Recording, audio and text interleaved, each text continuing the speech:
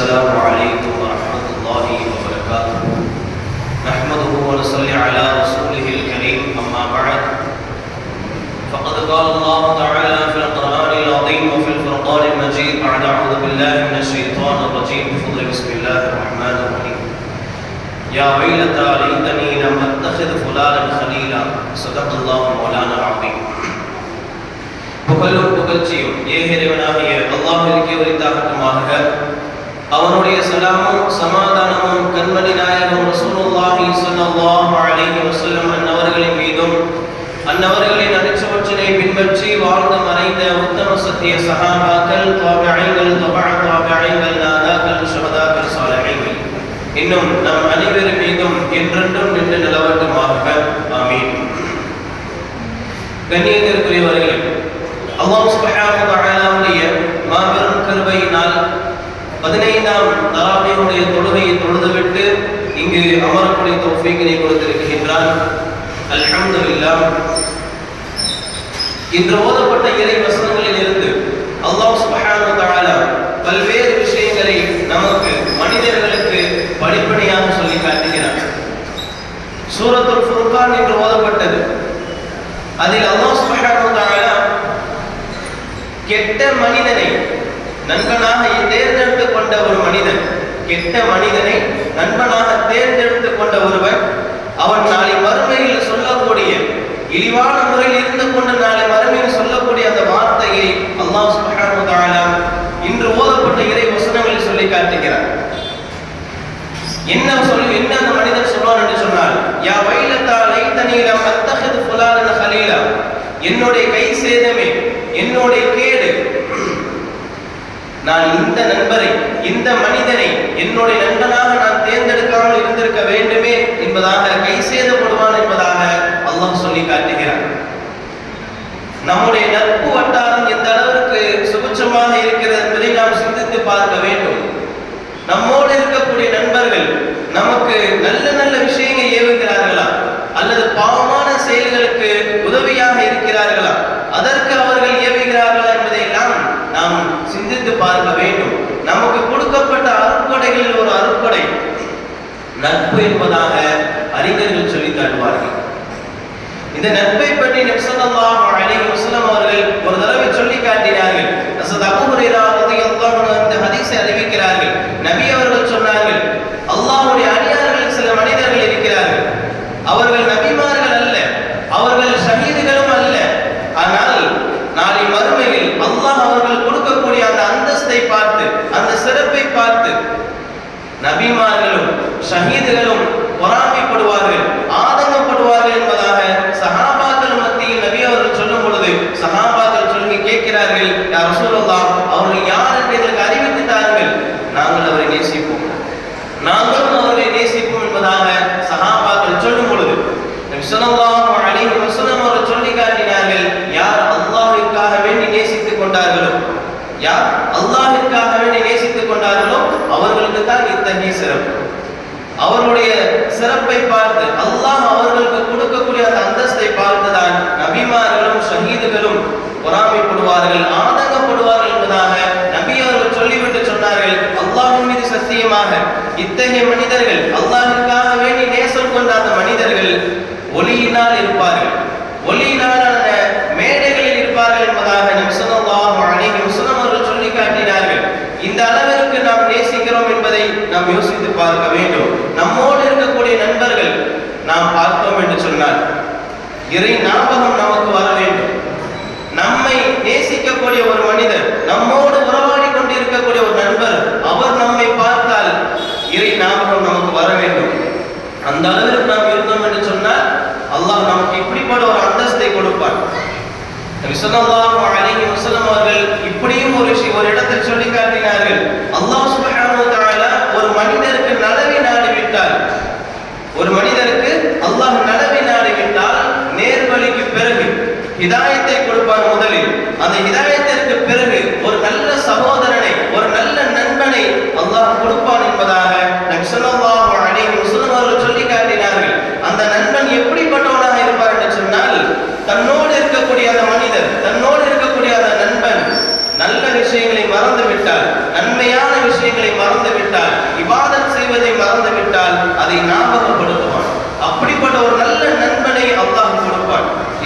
அடைந்ததற்கு பிறகு கொடுக்கக்கூடிய ஒரு நலவான விஷயம் நல்ல நண்பன் என்பதாக நபி ஸல்லல்லாஹு அலைஹி வஸல்லம் அவர்கள் சொல்லி காட்டினார்கள். இதற்கும் ஒருபடி மேலாக நாம் இந்த உலகத்தில் யாரை நேசிக்கிறோமோ அவரோடு தான், இந்த உலகத்தில் நாம் யாரை அதிகம் நேசிக்கிறோமோ, யாரோடு நாம் அதிகம் இருக்கிறோமோ அவரோடு தான் நாளை மறுமையில் இருப்போம் என்பதாக நபி ஸல்லல்லாஹு அலைஹி வஸல்லம் அவர்கள் சொல்லி காட்டினார்கள். அல் மர்உ மஅ மன் அஹப்ப, மனிதன் யாரை அதிகம் பிரியப்படுகிறானோ அவனோடு நாளை மறுமையில் இருப்பான் என்பதாக நபி அவர்கள் சொல்லி காட்டினார்கள். நம்மோடு இருக்கக்கூடிய நண்பர்கள் எப்படி இருக்கிறார்கள்? நம்மோடு இருக்கக்கூடிய நண்பர்கள் சொர்க்கவாதியாக இருக்க வேண்டும், அல்லாஹ்வை நினைவுபடுத்துபவனாக இருக்க வேண்டும், இபாதத் செய்யக்கூடிய நண்பனாக இருக்க வேண்டும், நல்லறங்கள் செய்யக்கூடிய நண்பனாக இருக்க வேண்டும், பள்ளியினோடு தொடர்பு இருக்கக்கூடிய நண்பனாக இருக்க வேண்டும். அப்படிப்பட்ட நண்பர்களை நம்மோடு நாம் வைத்திருந்தோம் என்று சொன்னால், அப்படிப்பட்ட நண்பர்களை நாம் நேசித்தோம் என்று சொன்னால், அவன் சொர்க்கவாதி என்பதற்கு அவனே ஒரு அடையாளம். அவன் சொர்க்கவாதியாக ஆகிவிட்டால் நாம் அவரை நேசிப்பதன் காரணமாக நாமும் அவரோடு சொர்க்கத்தில் இருப்போம் என்பதைத்தான் நபி ஸல்லல்லாஹு அலைஹி வஸல்லம் அவர்கள் மனிதன் யாரை அதிகம் பிரியப்படுகிறானோ அவனோடு நாளை மறுமையில் இருப்பான் என்பதாக சொல்லி காட்டினார்கள். நபி ஸல்லல்லாஹு அலைஹி வஸல்லம் இந்த நட்பை பற்றி, இந்த ஒட்டி உறவாடுதலை பற்றி பல ஹதீஸ்களை சொல்லி காட்டினார்கள். அல்லாஹ் சொன்னதாக ஒரு இடத்தில் நபி ஸல்லல்லாஹு அலைஹி வஸல்லம் சொல்கிறார்கள். அல்லாஹ் சொல்கிறார், யார் எனக்காக வேண்டி இருவர் நேசிக்கிறார்கள், யார் இருவர் எனக்காக வேண்டி நேசிக்கிறார்களோ, யார் இருவர் எனக்காக வேண்டி அமர்கிறார்களோ, யார் இருவர் எனக்காக வேண்டி அன்பை பரிமாறிக் கொள்கிறார்களோ, யார் இருவர் எனக்காக வேண்டி சந்தித்துக் கொள்கிறார்களோ அவர் மீது நான் நேசம் கொள்வது என் மீது கடமை என்பதாக அல்லாஹ் சொன்னதை நபி ஸல்லல்லாஹு அலைஹி வஸல்லம் அவர்கள் சொல்லி காட்டினார். இறை நாமம் வர வேண்டும் என்று சொன்னால் நம்மோடு இருக்கக்கூடிய நண்பர்கள் நன்மை செய்பவர்களாக, நன்மையின் பக்கம் இருப்பவர்களாக, சொர்க்கத்திற்கு அழைத்து செல்லக்கூடியவர்களாக இருக்க வேண்டும். அப்படிப்பட்ட நட்பு வட்டாரத்தை தான் நம்மோடு வைத்திருக்க வேண்டும். அப்படி ஒரு கால் இதற்கு மாற்றமாக நாம் வைத்திருந்தோம் என்று சொன்னால், அவர்கள் எத்தகைய வழியில் செல்கிறார்களோ அதே வழியில் நாமும் சென்றோம் என்று சொன்னால் அல்லாஹ் பாதுகாக்க வேண்டும், அல்லாஹ் நமக்கு நரகத்தை கொடுத்து விடுவார். இப்படி நட்பை பற்றி நாம் முழுவதும் தெரிந்து கொள்ள வேண்டும். முதலில் நட்போடு நாம் எந்த அளவிற்கு இருக்கிறோம் என்பதை பற்றி நாம் அதிகமான முறையில் தெரிந்து கொள்ள வேண்டும்.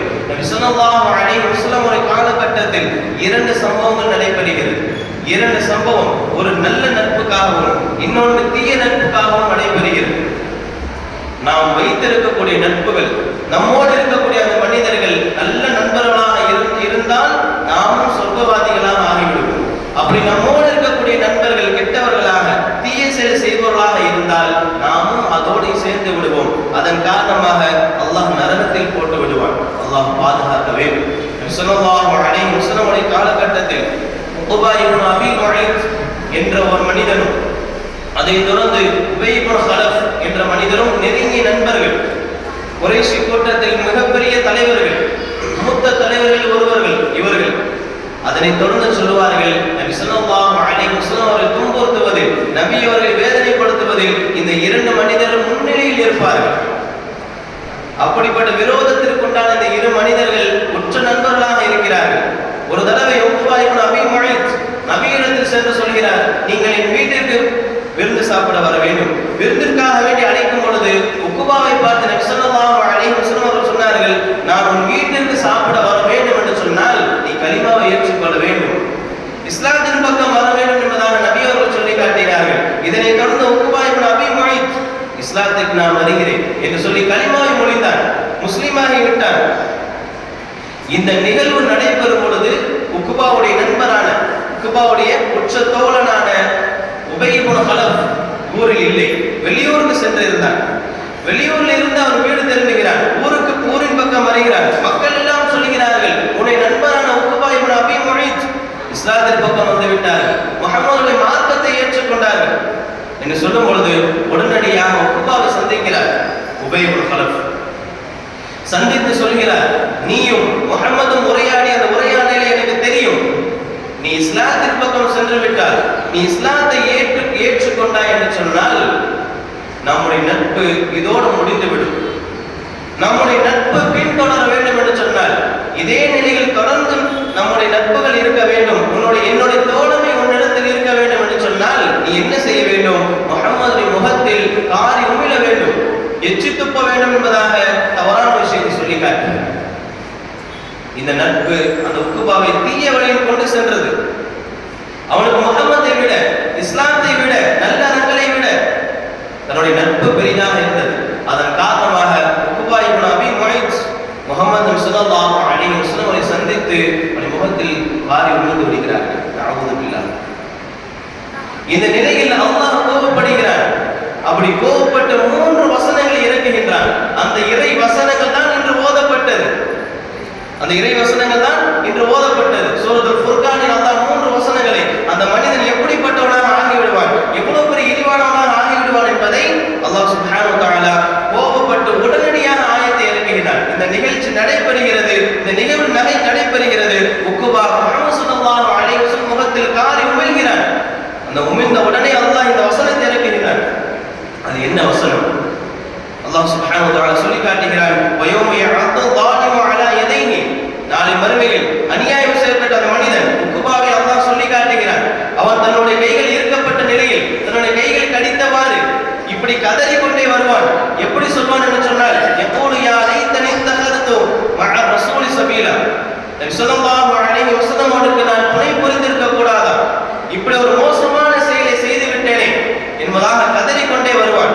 அதை தொடர்ந்து அவன் சொல்லுவான், யா வைலதா லைத்தனி லம் அத்தஹது ஃபுலானன் கலீலா. நான் இந்த மனிதனை உபய் இப்னு கலஃப் அவனை நான் நண்பனாக தேர்ந்தெடுக்காமல் இருந்திருக்க கூடாதா, என்னுடைய வழிகேடு என்பதாக சொல்லி காட்டுவான். இதை தொடர்ந்து 3வது வசனத்தில் இதை தொடர்ந்து அவன் சொல்லுவான், லக்கத் அதல்லனி அன் திக்ரி பஅத இத் ஜாஅனி வ கான ஷைத்தானு லில் இன்சானி ஹுதூலா. என்னிடத்தில் அறிவுரை வந்த போதும் நான் அதை ஏற்காமல் விட்டு விட்டேனே, என்னுடைய வழிகேட்டில் நான் அவனுடைய வழிகேட்டில் உபய் இப்னு கலஃபுடைய அந்த வழிகேட்டில் நான் சென்று விட்டேனே, ஷைத்தான் மிகவும் விரோதியானவன் என்று நிரூபணமாகிவிட்டது என்பதாக அந்த மனிதன் சொல்லக்கூடிய அந்த வார்த்தை நாளை மறுமையில் சொல்லுவான். உக்குபா இப்படிப்பட்ட வார்த்தையை சொல்லுவான் என்பதை அல்லாஹ் சுப்ஹானஹு வ தஆலா சொல்லி காட்டுகிறான். இந்த நட்பு அவனை இஸ்லாத்தின் பக்கம் வரவழைக்கவில்லை, இஸ்லாத்தை விட்டு வெளியேற்றி விட்டது. அல்லாஹ் ரசூலுடைய கோபத்திற்கு ஆளாகி விட்டது, அல்லாஹ் ரசூலுடைய சாபத்திற்கு ஆளாகி விட்டது, முஸ்லிம்களுடைய கோபத்திற்கு ஆளாகி விட்டது. இதுவெல்லாம் இதன் காரணமாக என்று சொன்னால், அவன் ஏற்படுத்திக் கொண்ட அந்த தீய நட்பின் காரணமாக, அவன் ஏற்படுத்திக் கொண்ட அந்த தீய நட்பின் காரணமாக நாமும் அதே நிலையில் தான் நம்மோடு இருக்கக்கூடிய நண்பர்கள் எப்படி இருக்கிறார்கள் என்பதை நாம் யோசித்து பார்க்க வேண்டும். ஒரு 10 நண்பர்கள் 20 நண்பர்கள் என்னோடு இருக்கிறார்கள், அந்த 10 நண்பர்களும் என் தீய நண்பர்கள் தான் என்று சொல்வதை விட ஒரே ஒரு நல்ல நண்பன் இருப்பது மிகவும் பெரியது. ஒரு நல்ல நண்பன் நமக்கு கிடைப்பது, ஒரு சிறந்த நண்பன், சொர்க்கத்தை அழைத்து செல்லக்கூடிய, இபாதத் செய்யக்கூடிய, சொர்க்கத்தின் பக்கம் நம்மளையும் அழைத்து செல்லக்கூடிய ஒரு நண்பன் கிடைப்பது மிகப்பெரிய ஒரு பாக்கியம். அல்லாஹ் ஹிதாயத்திற்கு பிறகு, நேர்வழிக்கு பிறகு கொடுக்கக்கூடிய ஒரு மிகப்பெரிய ஒரு அருட்கொடை நண்பன், ஒரு தூய நண்பன், நல்ல நண்பன். அதுவும் எப்படிப்பட்ட நண்பன்? நாம் நல்ல விஷயங்களை, நல்லறங்களை நாம் செய்ய மறந்துவிட்டால் அதை நினைவுபடுத்தக்கூடிய நண்பன் அல்லாஹ் நமக்கு வழங்குவான். அப்படி யாருக்காவது அல்லாஹ் வழங்கி இருந்தால் அவர்கள் ஞானத்தை பெற்றவர்கள். அல்லாஹ் அவர்களை நேர்வழிப்படுத்த நாடுகிறார், நேர்வழி பக்கம் வர நாடுகிறான் என்பதுதான் அர்த்தம். நம்மோடு இருக்கக்கூடிய நண்பர்களை நாம் யோசித்து பார்க்க வேண்டும். உன் நண்பன் யார் என்று சொல், நீ யார் என்று சொல்லுகிறேன் என்று சொல்லுவார்கள். உன் நண்பன் யார் என்று சொல், நீ யார் என்று சொல்கிறேன் என்று சொல்வார்கள். அந்த அளவிற்கு நம்மோடு இருக்கக்கூடிய நண்பர்கள் மிகவும் முக்கியமானவர்கள். அந்த நண்பர்களை வைத்து நாம் சொர்க்கமும் செல்லலாம், அதற்கு மாறாக நரகத்திற்கும் செல்லலாம். அல்லாஹ் பாதுகாக்க வேண்டும். நபி ஸல்லல்லாஹு அலைஹி வஸல்லம் அவர்கள் காலத்தில் 2வது சம்பவம் தூய நட்பு, நல்ல நட்பு. உமைர் இப்னு வஹப் ரலியல்லாஹு அன்ஹு அவர்களும் சஃப்வான் இப்னு உமையா ரலியல்லாஹு அவர்களும் நெருங்கிய உற்ற நண்பர்கள். ஆனால் சஃப்வான் ரலியல்லாஹு அவர்கள் இஸ்லாத்தின் பக்கம் வரவில்லை, உமைர் அவர் மட்டும்தான் இஸ்லாத்தின் பக்கம் வந்திருந்தார்கள். இருந்தாலும் கூட உமைர் ரலியல்லாஹு அவர்கள் தன்னுடைய நண்பரிடத்தில் அதிகம் இஸ்லாத்தை பற்றி எடுத்துரைத்துக் கொண்டே இருப்பார்கள். சஃப்வான், நீ இஸ்லாத்தின் பக்கம் வந்துவிடு, அதுதான் உனக்கு நேர்வழி என்று சொல்லிக் கொண்டே இருப்பார்கள். ஆனால் சஃப்வான் என்ன செய்து விடுவார்? மறுத்து கொண்டே இருப்பார். உமைர் ரலியல்லாஹு அவர்கள் எப்பொழுதெல்லாம் வாய்ப்பு கிடைக்குமோ அப்பொழுதெல்லாம் இஸ்லாத்தை பற்றி எடுத்துரைத்துக் கொண்டே இருப்பார்கள். ஆனால் சஃப்வான் அவர்கள் மறுத்து கொண்டே இருப்பார்கள். இந்த நிலையில் ஃபத்ஹ் மக்கா வெற்றி கொள்ளப்படுகிறது. மக்கா இஸ்லாத்தின் பக்கம் வருகிறது, முஸ்லிம்களுடைய கையில் வருகிறது, நபியுடைய கையில் வருகிறது. அந்த மக்காவில் இருக்கக்கூடிய அந்த குறைஷிகள் எல்லாம், அதை தொடர்ந்து மக்காவில் இருக்கக்கூடிய இஸ்லாத்தை எதிர்த்த அந்த விரோதிகள், எதிரிகள் எல்லாம் மிகப்பெரிய ஒரு நடுக்கத்தை ஏற்படுத்தியது. காரணம், இஸ்லாம் பெரிதாக வருவதற்கு முன்னால், இந்த ஃபதஹே மக்கா வெற்றி கொள்ளப்படுவதற்கு முன்னால் முஸ்லிம்களுக்கு இந்த குறைஷிகள் எல்லாம் மிகப்பெரிய ஒரு வேதனை செய்தார்கள். இப்பொழுது முஸ்லிம்களுடைய கையில் மக்கா வந்து விட்டது. அப்படி என்று சொன்னால் இவர்கள் நம்மை கொன்று விடுவார்களோ என்ற ஒரு பயம் குறைஷிகளிடத்தில் இருந்தது. இஸ்லாத்தை எதிர்த்த அந்த எதிரிகளிடத்திலும் விரோதிகளிடத்திலும் இருந்தது. இதே பயம்தான் சஃப்வானிடத்திலும் இருந்தது. அவர் இஸ்லாத்தை ஏற்றுக்கொள்ளவில்லை, இறை நிராகரிப்பில் இருந்தார்கள். அவர்களுக்கும் இதே பயம். அதன் காரணமாக சஃப்வான் என்ன செய்கிறார்? மக்காவை விட்டு விரண்டோடுகிறார்கள். ஜித்தா துறைமுகத்திற்கு செல்கிறார்கள். அங்கே ஓடி விடுகிறார். உமைர் ரலியல்லாஹு அவர்கள் தன் நண்பனை தேடுகிறார்கள். அந்த கடைசியில் இவர் இங்கேதான் இருக்கேன் தெரிந்து கொண்டு அங்கே சென்று ஒரு நண்பரிடத்தில் சொல்கிறார், சஃப்வான், நீ இஸ்லாத்தின் பக்கம் வந்துவிடு, நான் உனக்கு பாதுகாப்பை அளிக்கிறேன், நான் முஹம்மது ஸல்லல்லாஹு அலைஹி வஸல்லம் இடத்தில் அழைத்து செல்கிறேன் என்பதாக சொல்லும் பொழுது சஃப்வான் மறுத்து விடுகிறார்கள். வரவில்லை. உமைர் ரலியல்லாஹு அவர்கள் மீண்டும் ஓடுகிறார்கள். ஹரமின் பக்கம் வருகிறார்கள், மக்காவின் பக்கம் வருகிறார்கள். நபியிடத்தில் வந்து சொல்கிறார்கள், சஃப்வான் தன்னுடைய சமூகத்திற்கு மிகப்பெரிய ஒரு தலைவர், உங்களை கண்டு மிகவும் அஞ்சுகிறார். அந்த அச்சத்தின் காரணமாக தவறான பாதையில் சென்று விடுவாரோ, கடலில் குதித்து தற்கொலை செய்து விடுவாரோ என்ற அச்சம் எனக்கு இருக்கிறது. அதனால் நீங்கள் சஃப்வானுக்கு, என்னுடைய நண்பனாகிய சஃப்வானுக்கு நீங்க அபயம் அளிக்க வேண்டும், பாதுகாப்பு அளிக்க வேண்டும். அந்த பாதுகாப்பு அளித்ததற்கான ஒரு சான்றை கொடுக்க வேண்டும் என்பதாக தன்னுடைய நண்பனுக்கு சாட்சியாக இருக்கிறார். தன் நண்பனுக்கு அவர் பரிந்துரைக்கிறார். இந்த நிலையில் நபி ஸல்லல்லாஹு அலைஹி வஸல்லம் அவர்கள் மக்கா வெற்றியின் போது ஒரு தலப்பாகை கட்டி இருந்தார்கள். அதை சான்றாக கொடுத்து சொல்கிறார்கள், சஃப்வானுக்கு நான் பாதுகாப்பு அளிக்கிறேன் என்பதாக. உடனே உமைர் ரலியல்லாஹு அவர்கள் தன் நண்பனிடத்தில் ஓடோடி செல்கிறார். சஃப்வான் இடத்தில் சென்று சொல்கிறார், முஹம்மது ஸல்லல்லாஹு அலைஹி வஸல்லம் அவர் உங்களுக்கு என்ன செய்திருக்கிறார்? பாதுகாப்பு அளித்திருக்கிறார். நீங்கள் அவரை கண்டு அஞ்ச வேண்டாம், உம்மை நீங்கள் அழித்துக் கொள்ள வேண்டாம், நீங்கள் அல்லாஹ்வை மட்டும் அஞ்சுங்கள். அதற்கான சான்று என்னிடத்தில் இருக்கிறது. நபி அவர்கள் தலப்பாகை கொடுத்து இருக்கிறார் சாட்சியாக. நீ என்னோடு வா என்பதாக உமைர் ரலியல்லாஹு சொல்லும் பொழுது சஃப்வான் உடன் வருகிறார்கள். மக்காவில் வருகிறார்கள். நபி ஸல்லல்லாஹு அலைஹி வஸல்லம் சபையில் வருகிறார்கள். வருகை தந்தவுடன் சஃப்வான் நபியிடத்தில் கேட்கிறார், இந்த மனிதர் என்னோட நண்பராக உமைர் சொல்வது உண்மையா? நீங்கள் எனக்கு அபயம் அளித்திருக்கிறீர்கள், எனக்கு பாதுகாப்பு கொடுத்திருக்கிறீர்கள் என்பதாக நீங்க சொல்கிறாரே, அது உண்மையா என்று கேட்கும் பொழுது நபி ஸல்லல்லாஹு அலைஹி வஸல்லம் அவர்கள் சொல்கிறார்கள், முற்றிலும் உண்மை, நிதர்சனமான ஒரு உண்மை. அவர் சொல்வது என்பதாக சொல்லிவிட்டு நபி அவர்கள் அழைக்கிறார்கள். அழைத்து சொல்கிறார்கள், இஸ்லாத்தை பற்றி எடுத்துரைக்கிறார்கள். இதனை தொடர்ந்து சஃப்வான் சொல்கிறார், எனக்கு 2 மாதங்கள் அவகாசம் வேண்டும், உடனடியாக நான் இஸ்லாத்திற்கு வரமாட்டேன், எனக்கு 2 மாதங்கள் எனக்கு அவகாசம் வேண்டும் என்பதாக சொல்லும் பொழுது நபி ஸல்லல்லாஹு அலைஹி வஸல்லம் அவர்கள் 4 மாதங்கள் கூட எடுத்துக்கொள் என்பதாக அவகாசம் அளிக்கிறார்கள். இதனைத் தொடர்ந்து ஹுனைன் யுத்தம் நடைபெறுகிறது. அதனைத் தொடர்ந்து தாயிஃப் யுத்தம் நடைபெறுகிறது. இந்த 2 போர் முடிந்ததற்கு பிறகு சஃப்வான் ரலியல்லாஹு அவர்கள் இஸ்லாத்தின் பக்கம் வருகிறார்கள். தன்னுடைய நண்பர் இஸ்லாத்தின் பக்கம் வந்ததற்கு பிறகு உமைர் ரலியல்லாஹு அவர்கள் தன்னுடைய கண்களால் குளிர்ச்சி அடைகிறார், தன்னுடைய இதயங்களால் குளிர்ச்சி அடைகிறார்கள். காரணம், என்னுடைய நண்பன் நரகத்தில் இருந்தார், இறை நிராகரிப்பில் இருந்தார், கெட்ட பாதையின் பக்கம் இருந்தார், இப்பொழுது இஸ்லாத்தின் பக்கம் வந்து விட்டார், நபிக்கு நெருக்கமானவராக வந்து விட்டார், சொர்க்கவாதியாக ஆகிவிட்டார் என்பதாக உமைர் ரலியல்லாஹு அவர்கள் மிகவும் மகிழ்ச்சி அடைகிறார்கள். இப்படிப்பட்ட ஒரு நண்பர் தான் நமக்கு வேண்டும். இதற்கு முன்னால் சொல்லப்பட்ட உபை இப்னு கலப் போன்ற நட்பு நமக்கு தேவை கிடையாது. இந்த உலகத்தில் நாம் வாழ்கின்ற பொழுது நம்மோடு இருக்கக்கூடிய நட்புகள் தீயதாக இருக்கிறது என்று சொன்னால் அதை விட்டு முழுமையாக நாம் தவிர்த்து கொள்வதுதான் நமக்கு மிக சிறந்த ஒரு நன்மையான ஒரு விஷயம். அதை விட்டு நாம் தவிர்த்து கொள்ளாமல் அவர்களுடனே நாம் இருந்தோம் என்று சொன்னால் நம்முடைய இபாதத்துகள் கெட்டுவிடும், நம்முடைய நன்மைகள் எல்லாம் கெட்டுவிடும், நாம் கெட்ட பாதைக்கு சென்று விடுவோம். அல்லாஹ் பாதுகாக்க வேண்டும். இதை விட உச்சபட்சமான ஒரு சம்பவம், ஹுசைமா இப்னு பிஷ்ர் ரஹ்மத்துல்லாஹி அலைஹி என்ற ஒரு பெரியார் இருந்தார். மிகப்பெரிய ஒரு கொடையாளி. தன்னுடைய சொத்துக்களை எல்லாம் எல்லா மனிதர்களுக்கும் வாரி வழங்குவார். தன்னுடைய மனிதர்கள் மட்டுமல்ல, தன்னுடைய உடன் பிறந்த சகோதரர்களும் கூட சென்று கொடுப்பார். வீடு தேடி சென்று எல்லா செல்வங்களையும் கொடுப்பார்கள். இந்த நிலையில் ஒரு தடவை அவருக்கு வறுமை ஏற்படுகிறது. அந்த வறுமையின் காரணமாக தன்னுடைய சகோதரிடத்தில் சென்று கேட்கிறார்கள். சில நாட்கள் கொடுக்கிறார்கள் பணங்களை, பிறகு முகம் சுருத்திக் கொள்கிறார்கள். தன்னுடைய சகோதரர்களே நம்மை மன நோவடித்து விட்டார்கள் என்பதாக எண்ணி வீட்டிற்கு வந்து தன்னுடைய மனைவிடத்தில் அழுகிறார்கள். அழுதுவிட்டு தன்மானத்தோடு சொல்லுகிறார்கள், நீ என்ன செய்து விடு, என்னுடைய இந்த வீட்டை பூட்டி வைத்து விடு, நான் மௌத்தாகும் வரைக்கும் நான் வெளியே செல்ல மாட்டேன் என்பதாக சொல்கிறார்கள். மனைவியும் அவ்வாறு செய்கிறார்கள். ஒரு நாட்கள், 2 நாட்கள், ஒரு வாரம் கழிகிறது. அத்தியாவசிய பொருட்கள் எல்லாம் தீர்ந்து விடுகிறது. அடுத்த வேலைக்கு உணவில்லாமல் சென்று விடுகிறது. இந்த நிலையில் ஹுசைமா ரஹ்மத்துல்லாஹி அலைஹி அவர் என்ன செய்கிறார் சொன்னால் கடன் வாங்குகிறார்கள். கடன் வாங்கியும் அதை திருப்பி கொடுக்க முடியவில்லை.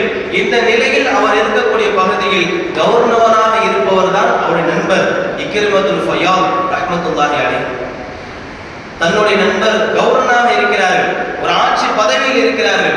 சென்று அவரை சந்தித்தால் நமக்கு ஏதாவது கிடைக்கும், நமக்கு ஏற்பட்ட அந்த வேதனை, நமக்கு ஏற்பட்ட அந்த கஷ்டத்திலிருந்து விடுதலை கிடைக்கும் என்றால் எண்ணி ஹுசைமா ரஹ்மத்துல்லாஹி அலைஹி தன் நண்பரை பார்க்க செல்கிறார்கள். தன் நண்பரை பார்க்க சென்றால் அங்கே அவர்கள் குழுக்களோடு உட்கார்ந்து பேசிக் கொண்டே இருக்கிறார்கள். ஹுசைமா ரஹ்மத்துல்லாஹி அலைஹி வந்ததை பார்த்து விடுகிறார்கள் இக்ரிமா. பார்த்து விட்டும் ஒரு வார்த்தை கூட சொல்லவில்லை. இந்த குழுக்கள் பேசிக்கொண்டே இருக்கிறது. அவரோடு வந்திருந்த அந்த மனிதர்கள் எல்லாம் பேசிக்கொண்டே இருக்கிறார்கள். அதை பேசி முடித்ததற்கு பிறகு தன் நண்பனை சந்தித்துக் கொள்ளலாம் என்று இக்ரிமா அவர்கள் நினைக்கிறார்கள். ஆனால் ஹுசைமா ரஹ்மத்துல்லாஹி அலைஹி மனதில் நினைக்கிறார்கள், என்னுடைய நண்பன் பார்த்து விட்டார், நாங்கள் மிகப்பெரிய நெருங்கிய ஒரு உற்ற தோழர்கள், இருந்தாலும் கூட என்னை அழைத்து ஒரு வார்த்தை சொல்லவில்லையே என்பதாக கோபப்பட்டு விருட்டடி எழுந்து சென்று விடுகிறார்கள். அந்த குழுக்கள் சென்றதற்கு பிறகு இக்ரிமா ரஹ்மத்துல்லாஹி அலைஹி அவர்கள் அந்த உடன் இருந்த அந்த மனிதரிடம் கேட்கிறார்கள், எங்கே என்று தேடும் பொழுது அவர் சென்று விட்டார் என்று சொல்லுகிறார்கள். அவருக்கு என்ன நடந்தது, அவருடைய முகத்தில் முகப்பொழிவே இல்லையே என்பதாக சொல்லும் பொழுது ஹுசைமா ரஹ்மத்துல்லாஹி அலைஹி அவர்கள் ஏற்பட்ட அந்த வறுமையை எடுத்துரைக்கிறார்கள். இதையெல்லாம் அறிந்து கொண்ட அந்த நண்பரான இக்ரிமத்துல் ஃபையாத் என்ன செய்கிறார், இந்த நிகழ்வு பகலில் நடக்கிறது, இரவு ஆவதற்கு வரைக்கும் என்ன செய்கிறார்கள், வெயிட் பண்றாங்க. இரவு நேரம் வருகிறது. மாறு வேடத்தில் என்ன செய்கிறார், பைத்துல் மாலிலிருந்து 4000 தீனார்களை எடுத்துக்கொண்டு மாறு வேடத்தில் சென்று ஹுசைமா ரஹ்மத்துல்லாஹி அலைஹி அவரிடத்தில் சென்று கொடுக்கிறார்கள். இவ்வளவு பெரிய பணம் மூட்டை என்னிடத்தில் கொடுக்கிறீர்கள், நான் வறுமையில் தான் இருக்கிறேன் என்பதாக உங்களுக்கு எப்படி தெரியும், நீங்கள் யார் என்று சொல்லுங்கள் என்பதாக சொல்லும் பொழுது இக்ரிமா பதில் சொல்லவே இல்லை. திரும்ப திரும்ப ஹுசைமா ரஹ்மத்துல்லாஹி அலைஹி கேட்கிறார்கள், நீங்கள் யார் என்று சொல்லும் பொழுது இக்ரிமா சொல்கிறார்கள், அன ஜாபிருன் அஸராத்துல் கிராம், சங்கையான மனிதருடைய துயரத்தை துடைக்க வந்தவன். இந்த வார்த்தை மட்டும்தான் சொல்லிவிட்டு சென்று விடுகிறார்கள். ஹுசைமா ரஹ்மத்துல்லாஹி அலைஹி வீட்டிற்குள் வருகிறார்கள். தன் மனைவியிடத்தில் சொல்கிறார்கள், அல்லாஹ் நம்மை கைவிடவில்லை என்று சொல்லிவிட்டு காலையில் எழுந்திருக்கிறார்கள். இரவில் தூங்கி பகலில் எழுந்திருக்கிறார்கள். எழுந்ததற்கு பிறகு தான் பட்ட அந்த கடனை எல்லாம் அடைக்கிறார்கள். இந்த பக்கம் இக்ரிமத்துல் ஃபையாத் ரஹ்மத்துல்லாஹி அலைஹி அவர்கள் தன் மனைவியிடத்தில் சொல்லாமல் இங்கே வந்து விடுகிறார்கள். இந்த நிலையில் திரும்ப வீட்டிற்கு சென்றால் மனைவி பார்க்கிறார்கள், நினைந்த வாடை மாறுவிடத்தில் இருக்கிறார்கள். இந்த நிலையில் தன்னுடைய கணவரை பார்த்து சொல்கிறார்கள், நீங்க எங்கே சென்று வந்தீர்கள், நீங்க வேற ஒரு பெண்ணை வைத்திருக்கிறீர்களா, திருமணம் செய்திருக்கிறீர்களா என்று வாய்க்கு வந்தவாறெல்லாம் தன்னுடைய மனைவியை கேட்கிறார்கள். சமாளிக்க நாடுகிறார். ஆனால் இக்ரிமாவுக்கு சமாளிக்க தெரியவில்லை.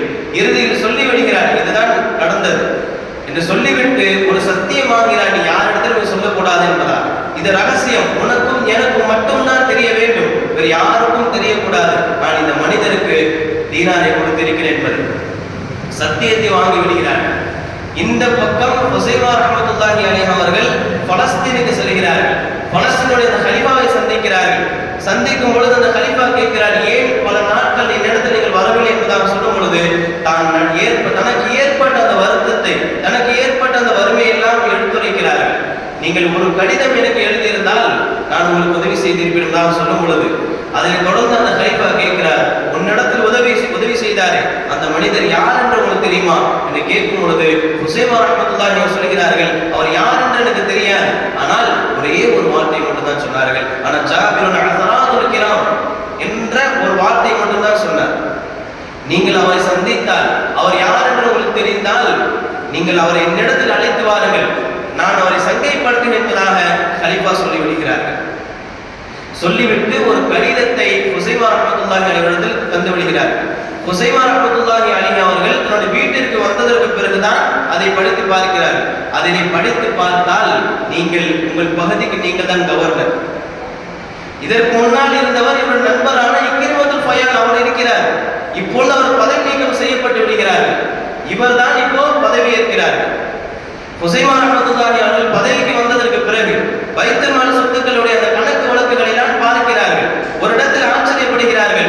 4000 தீனார் கொடுக்கப்பட்டு இருக்கிறது, ஆனால் யாரிடத்தில் கொடுக்கப்பட்டது என்பதாக பெயர் குறிப்பிடப்படவில்லை. இதனால் இக்ரிமாவை அழைக்கிறார்கள், விசாரணைக்கு அழைக்கிறது. ஹுசைமா ரஹ்மத்துல்லாஹி அவர்களை முன்னிலை அழைத்து ஒரு கைதியாக நிப்பாட்டப்படுகிறார்கள். ஹுசைமா ரஹ்மத்துல்லாஹி அவர்கள் கேட்கிறார்கள், இது யாருக்கு கொடுத்தீர்கள் என்று கேட்கும் பொழுது, இதை என்னால் சொல்ல முடியாது, இது ரகசியம் என்று சொல்லிவிடுகிறார். உடனே ஹுசைமா ரஹ்மத்துல்லாஹி அவர்கள் கைது செய்ய வைத்து சிறையில் அடைக்கிறார். தன்னுடைய நண்பனை கைது செய்ய வைத்து சிறையில் அடைத்து விடுகிறார். சிறையில் அடைக்கப்பட்டது மட்டுமல்லாமல் அடி உதை மிதி என்று பல வேதனை செய்யப்படுகிறார் இக்ரிமத்துல் ஃபயால். இருந்தாலும் கூட தான் யாருக்கு இந்த தீனாரை கொடுத்தேன் என்பதை ஒரு காலம் சொல்லவில்லை. இக்ரிமத்துல் ஃபயாலுடைய மனைவி, அவருக்கு இந்த நிகழ்வுகள் எல்லாம் தெரிகிறது. தன்னுடைய கணவன் சித்திரவதை செய்யப்படுகிற நிகழ்வு தெரிந்து கொண்டு ஒரு பணியாளை அழைத்து சொல்கிறார், நீ இந்த இடத்திற்கு செல், ஹுசைமா அந்த கவர்னரை சந்தி, அவரிடத்தில் சொல், உன்னிடத்தில் நான் மிகப்பெரிய ஒரு விஷயத்தை சொல்ல வேண்டும், முக்கியமான ஒரு நிகழ்வை நான் சொல்ல வேண்டும் என்பதாக அந்த மனைவி சொல்லும் பொழுது அதே தொடர்ந்து அந்த பணியாளர் அந்த விஷயத்தை செய்கிறார். ஹுசைமா ரஹ்மத்துல்லாஹி அலைஹி சந்தித்து நடந்த விஷயத்தை சொல்லுகிறார்கள். சொல்லிவிட்டு அந்த ஜாபிருன் அல்ஹராத்துல் கிராம் அவர்களுக்கு செய்ய வேண்டிய உபகாரம் இதுதானா, உங்களுக்கு செய்த உதவிகளுக்கு பகரமாக நீங்கள் செய்த உதவி இதுதானா என்பதாக கேள் என்பதாக இக்ரிமத்துல் ஃபயால் ரஹ்மத்துல்லாஹி மனைவி சொல்லி அனுப்புகிறார்கள். இதே நிகழ்வு நடைபெறுகிறது. ஹுசைமா ரஹ்மத்துல்லாஹி அலைஹி அவர்கள் தெரிந்து கொள்கிறார்கள், இது 4000 திர்ஹம் இக்ரிமத்துல் ஃபயால் எனக்கு தான் கொடுத்தார் என்று. நான் வறுமையில் இருக்கும் பொழுது எனக்கு தான் அதை கொடுத்தார் என்று தெரிந்து கொள்கிறார்கள். சென்று மன்னிப்பு தேடுகிறார்கள், மன்னிப்பு கேட்கிறார்கள். தானும் சிறைக்குள் வந்து இதற்கு நான் தான் தண்டனை அனுபவிக்க வேண்டும், என்னை இந்த சிறையில் அடையுங்கள் என்பதாக உள்ளே சென்று கதவை தாப்பால் போட்டு விடுகிறார்கள். இக்ரிமத்துல் ஃபயால் அவர்கள் அவரை வெளியே எடுத்து சொல்லுகிறார்கள், அல்லாஹ் உன்னையும் என்னையும் மன்னிக்கட்டும், இதற்கு நீ காரணம் கிடையாது என்பதாக சொல்லிவிடுகிறார்கள். இதனை தொடர்ந்து ஹுசைமா ரஹ்மத்துல்லாஹி அலைஹி அவர்கள் என்ன செய்கிறார்கள் சொன்னால், தன்னுடைய நண்பரான இக்ரிமத்துல் ஃபயால் அவர்களை வீட்டிற்கு அழைத்து அவர் உபகாரம் செய்து அவரை வீட்டிற்கு அனுப்பி எடுத்து விடுகிறார்கள். கலீஃபா, பலஸ்தீனில் இருக்கக்கூடிய அந்த கலீஃபாவுக்கு இந்த விஷயத்தை எல்லாம் சொல்லிவிட்டு அவரை அழைத்து வருகிறார்கள். இக்ரிமத்துல் ஃபயால் ரஹ்மத்துல்லாஹி அலைஹி அழைத்து என்ன செய்கிறார்கள், அவர்களுக்கு சந்தோஷமான ஒரு நிகழ்வை ஏற்படுத்துகிறார்கள். தன்னிடம் இருக்கக்கூடிய உயர்தர ஆடைகளில் 2 ஆடைகளை கொடுக்கிறார்கள். அதனைத் தொடர்ந்து 10,000 தீனார்களை பொற்காசுகளாக ஒரு அன்பளிப்பாக அந்த கலீஃபா இக்ரிமத்துல் ஃபயால் ரஹ்மத்துல்லாஹி அலைஹி அவர்களுக்கு கொடுத்து விடுகிறார்கள். இதற்கு முன்னதாக கலீஃபா இக்ரிமத்துல் ஃபயால் ரஹ்மத்துல்லாஹி சந்தித்த போது ஒரு கடிதத்தை கொடுக்கிறார்கள், ஒரு தாளை கொடுத்துவிட்டு சொல்கிறார்கள், உங்களுக்கு என்ன வேண்டுமோ அதை இந்த கடிதத்தில் எழுதுங்கள், நான் அதை கொடுக்கிறேன், நீங்கள் என்ன எழுதினாலும் நான் கொடுப்பேன் என்பதாக கலீஃபா அவர்கள் சொல்லும் பொழுது அதை இக்ரிமத்துல் ஃபயால் மறுத்து விடுகிறார்கள். இதனை தொடர்ந்துதான் உயர்தர ஆடைகளும் பொற்காசுகளும் கலீஃபா அவர்கள் இக்ரிமத்துல் ஃபயால் ரஹ்மத்துல்லாஹி அவர்கள் கொடுத்தார்கள். இப்படி எல்லா விஷயமும் நல்ல நட்பின் பக்கம் தான் இருக்கிறது. அவர் வறுமை இருந்ததன் காரணமாக தன்னுடைய நண்பர் வறுமையில் இருக்கிறார், ஆனால் யார் கொடுத்தது என்று தெரியாமல் யாருக்கும் தெரியாதவாறு உதவி செய்து அவர் இந்த நிலைக்கு கொண்டு வந்ததற்கு காரணம் யார் என்று சொன்னால் இக்ரிமத்துல் ஃபயால். அந்த நட்பின் காரணமாகத்தான், எல்லா விஷயமும் தூய நட்பின் காரணமாகத்தான் இருக்கிறது. அந்த வகையில் நம்மோடு இருக்கக்கூடிய நண்பர்கள் நல்ல நண்பர்களா அல்லது கெட்ட நண்பர்களா, நம்மை நன்மையின் பக்கம் அழைப்பவர்களா அல்லது தீமையின் பக்கம் அழைப்பவர்களா என்பதை நாம் சிந்தித்து பார்க்க வேண்டும். வல்லோர் ரஹ்மான் நமக்கு நல்ல நட்புகளை கொடுப்பானாக. அந்த நட்பை கொண்டு அல்லாஹ் சொர்க்கவாதியாக இருக்கக்கூடிய தௌஃபீக்கினை நாம் அனைவருக்கும் தந்தல் புரிவானாக. வாஹிரு தஅவானா அல்ஹம்துலில்லாஹி ரப்பில் ஆலமீன். அஸ்ஸலாமு அலைக்கும் வரஹ்மத்துல்லாஹி வபரகாத்துஹு.